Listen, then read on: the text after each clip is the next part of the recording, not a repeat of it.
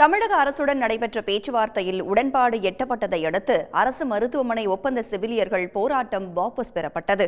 இதையடுத்து முதற்கட்டமாக 1000 ஒப்பந்த செவிலியர்களுக்கு பணி நிரந்தர ஆணை வழங்கப்படும் என அமைச்சர் மா. சுப்பிரமணியன் அறிவித்துள்ளார்.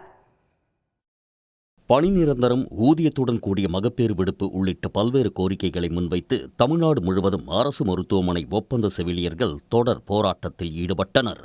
கடந்த 6 நாட்களாக போராட்டம் நீடித்த நிலையில் அரசு தரப்பு நடத்திய பேச்சுவார்த்தையில் சுமூக முடிவு எட்டப்பட்டதால் ஒப்பந்த செவிலியர்களின் போராட்டம் கைவிடப்பட்டது. இந்நிலையில் அரசு மருத்துவமனையில் உள்ள காலி பணியிடங்கள் முதற்கட்டமாக 1000 ஒப்பந்த செவிலியர்களை கொண்டு நிரப்பப்படும் என அமைச்சர் மா. சுப்பிரமணியன் தெரிவித்துள்ளார்.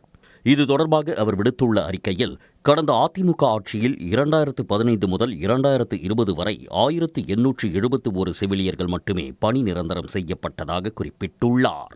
திமுக ஆட்சிக்கு வந்தபின் தற்போது வரை 4825 ஒப்பந்த செவிலியர்கள் பணி நிரந்தரம் செய்யப்பட்டுள்ளதாகவும், தற்போது மேலும் 1000 ஒப்பந்த செவிலியர்களுக்கு பணி நிரந்தர அரசாணை விரைவில் வெளியிடப்படும் எனவும் அமைச்சர் தெரிவித்துள்ளார்.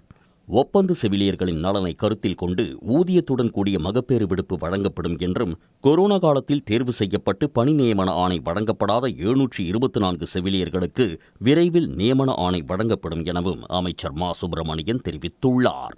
2021ஆம் ஆண்டுக்கு பின் பணியில் சேர்ந்த ஒப்பந்த பணியாளர்களில் ஊதிய உயர்வு வழங்கப்படாத ஒரு சில செவிலியர்களுக்கும் 18,000 ரூபாய் ஊதியம் வழங்கப்படும் என்றும் அமைச்சர் மா. சுப்பிரமணியன் குறிப்பிட்டுள்ளார். உடனுக்குடன் செய்திகளை தெரிந்து கொள்ள சன் நியூஸ் பெல் ஐகானை கிளிக் பண்ணுங்க.